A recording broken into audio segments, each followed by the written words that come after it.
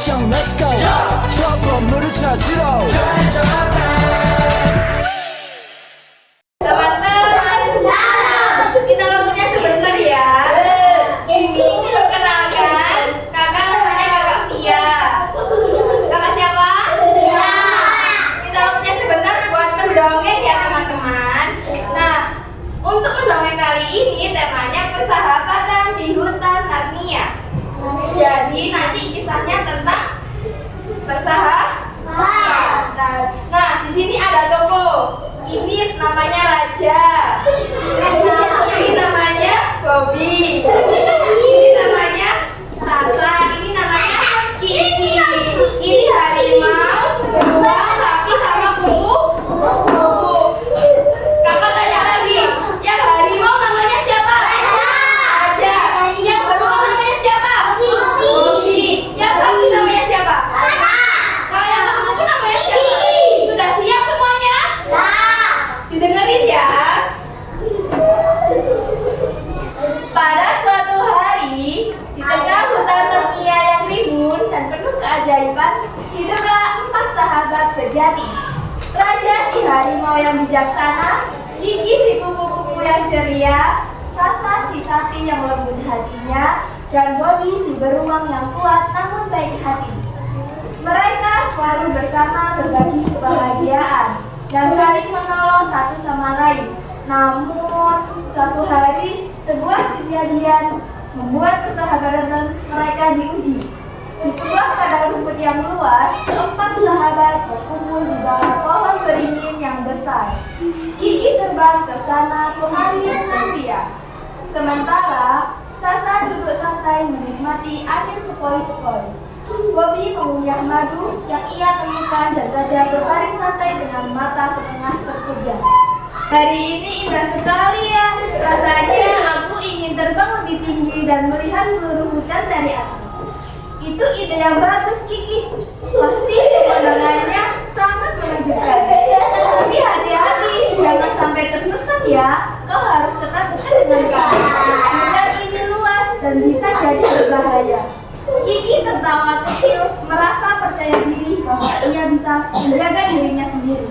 Namun, ketika ia terbang lebih tinggi dan lebih jauh, angin kencang tiba-tiba bertiup dan membawanya pergi jauh dari teman-temannya.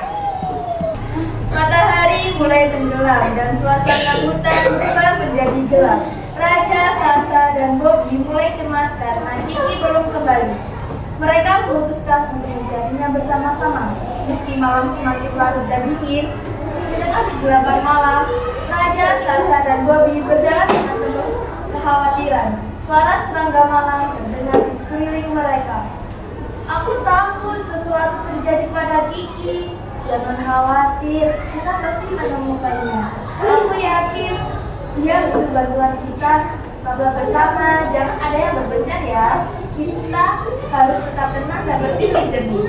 Tiba-tiba terdengar suara berdiri dari bilik semak-semak. Tolong, aku di sini.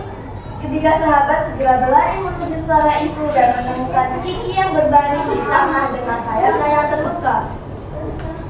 Oh, Kiki, apa yang terjadi padamu? Aku terbawa angin dan tersangkut di ranting pohon. Aku tak bisa pulang sendirian. Bobby pun menggendong Kiki dengan lembut dan berkata, jangan khawatir, kami di sini. Kami akan membawamu pulang dengan selamat.